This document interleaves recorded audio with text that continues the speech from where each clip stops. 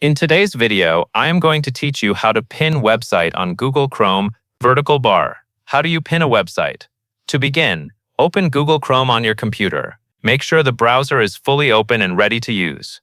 If Chrome is already open, you can go straight to the next part. Next, open the website that you want to pin.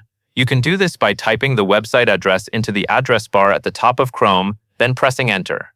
Once the website is open, look at the tab at the top of your screen. This is the tab for the page you currently have open.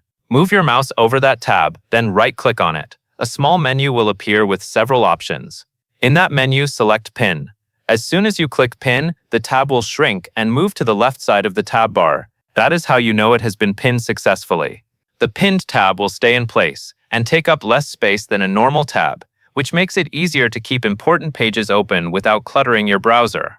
One helpful thing to know is that pinned tabs usually reopen the next time you start Chrome depending on your browser settings. That can save time if you regularly visit the same site.